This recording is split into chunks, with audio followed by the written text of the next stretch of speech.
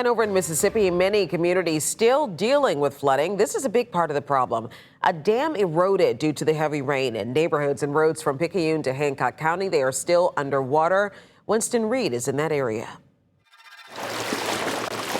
With more rainfall expected in South Mississippi, officials are keeping an eye on water levels along nearby rivers. I'm here in Picayune, Mississippi, where the homes here on Beach Street are surrounded by rushing water.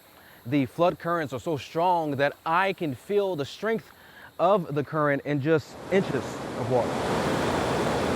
The chief of police for Picayune, located in Pearl River County, said no evacuation order is in effect ahead of more possible rainfall. Although some homes were surrounded by floods, the chief did say that water in the city receded rapidly on Friday. Over in Hancock County, this section of Highway 603 was submerged, with nearby elevated homes sitting just over the water line. Emergency officials have a voluntary evacuation order in effect, but not everyone is leaving. We're Coast Guard, retired Coast Guard, so that's not a good thing. We water babies. Roxanne Stevens spotted us from her window, and she decided to give us a call.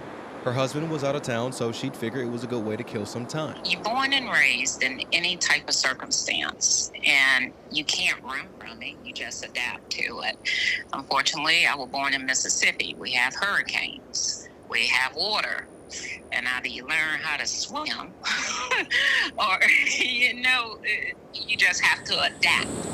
In a nearby neighborhood, high floods submerged vehicles, but it didn't cause panic for some neighbors. In fact, families were treating the flood like the neighborhood pool. Oh yeah, we have a little fun with it, We know it's not going to get crazy bad. We're not going to get our houses flooded. They're my husband's. And back down the street, Roxanne put on some waders and fearlessly trekked through her flooded yard to come chat with us face to face. Why not? Ain't got nothing else to do. She managed to save one of her two vehicles caught in the flood, but she doesn't plan on evacuating until she feels like her situation is dire. If the power went out, I would leave because I like air.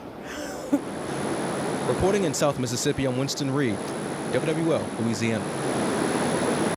And in Hancock County, a shelter remains open on Highway 43. The full address is on your screen. The voluntary evacuation order for residents living near the Jordan River is in effect until water recedes and all roads are safe to travel.